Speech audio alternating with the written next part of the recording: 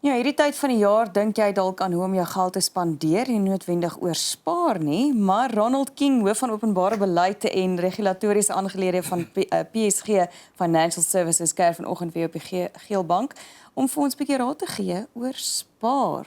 Ronald, maar ek sien dan nou so uit na om my Kersbonus te spandeer en klomp duur geskenke te koop en te gaan shop hierdie tyd van die jaar. Is dit nie eintlik wat ek moet doen nou nie? Ek dink my kinders sal mee saamstem. Ek staan en kyk nou na my lysie van geskenk of wishlist wat ek nou besig is om deur te kry. Maar nee, ek het 20 jaar gelede toe ek by PSG begin het ek ernstig elke keer dat ek 'n bonus gekry het ek daai bonus weggesit. En ek dink dit is wat ons baie mooi moet verstaan, dat 'n bonus, net omdat hy 'n bonus is, beteken nie jy kan hom blaas nie. Ons het hierdie manier van dink oor geld, dat die bron van die geld verander die manier wat ons kan werk daarmee. So as jy 'n geskenk kry en jy het R1000 of jy het hard gewerk en jy het R1000, die manier wat jy het gespandeer verskil heeltemal. En dit kan nie werk nie. Jy moet besef dat hierdie is 'n geleentheid om 'n verskil in jou eie toekoms te maak. So nee, as jy nou 'n bonus kry Desember, moenie ekstra geskenke vir jou kinders koop of vir jou gade koop nie, spaar dit liewer. Dit is my baie interessant dat jy dit so noem, want jy's heeltemal reg. As ek gewerk het vir die R1000, ek baie meer versigtig oor hoe ek dit spandeer, maar as iemand vir my sê, "Hey, weet jy, vir jou R1000 geskenk," dan sê ek dadelik soos, "Wat kan ek koop?" Ek is ook een van daai mense, so dit is nou 'n baie goeie voorbeeld, dankie, Ronald. Maar die probleem is net, as jy nou kyk na arme mense in Suid-Afrika, baie mense maak staat op daai bonus vir sê nou maar skryfbehoeftes of klere of so. Moet ons eintlik ons mindset verander om nie staat te maak op die bonus en te sê ons moet net begroot volgens ons 12 maande se salaris en as ons 'n bonus kry, dit wegsit. Jy stel dit ongelooflik mooi, jy weet, ons is baie keer en sê maar die mense is arm. Wat interessant is dat die meeste mense wat op hierdie stadium hierdie toepot van hulle trek, is actually nie die arme mense. Die arme mense besef, maar ek moet hierdie geld spaar. Dis soms mense wat ons verwag het, nie finansiëel dit nodig het nie. Maar hey, dit kan my lewe net so bietjie lekkerder maak. En ons het hierdie idee van, ek is geregtig daarop om 'n bietjie lekkerder te lewe. So ons het 'n ding by ons huis ingesit, jare gelede, as gevolg van ervarings wat ons self gehad het, dat ons het elke keer gegaan en gesê, maar goed, as hierdie ons inkomste was, wat ons verdien het, en dat ons inkomste basies gehalveer, want ons het gesê, ons is nie gewaarborg dat albei van ons werk vir altyd gaan hê nie. So kom ons vat die helfte van ons inkomste. Wat van dit wat ons op hierdie oomblik uitgee, is 'n want en wat daarvan is 'n need. En die oomblik wat ons dit begin doen het, en begin om daai lysie een keer 'n jaar deur te gaan, was dit vir ons baie makliker om binne 'n begroting te bly.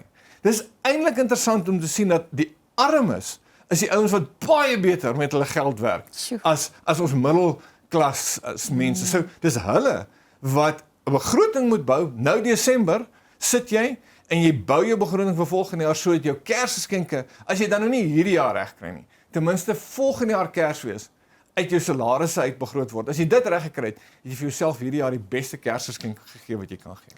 Gaan dit regtig 'n verskil maak as ek my bonus, jy weet, spaar? So ons het 'n onderwyser gehad wat by PSG afgetree het en hy het 87 miljoen rand gespaar oor sy tyd as 'n onderwyser, deur elke jaar sy bonus weg te sit in aandele.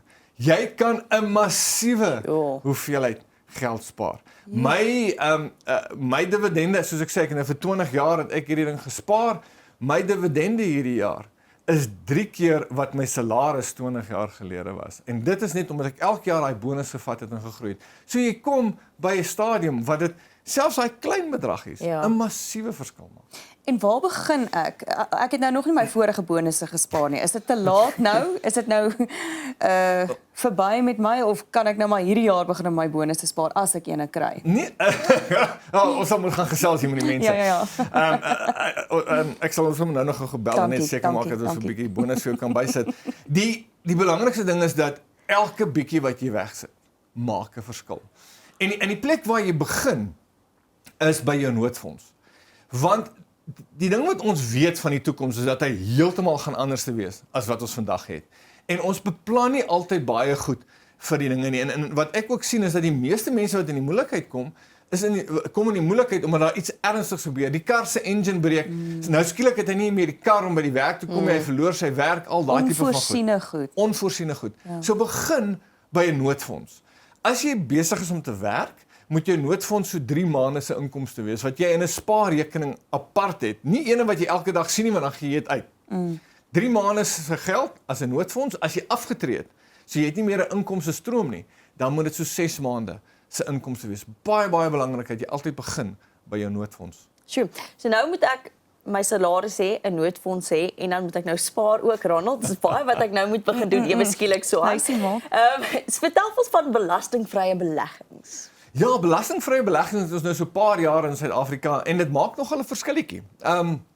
Dis nie 'n groot bedrag wat jy kan spaar nie, maar die groot voordeel van 'n belastingvrye spaarplan is dat jy nie belasting binne in die fonds betaal nie. So alles wat jy binne in daai fonds het as groei, word totaal gespaar en dan word nie nog 'n deel daarvan afgetrek nie.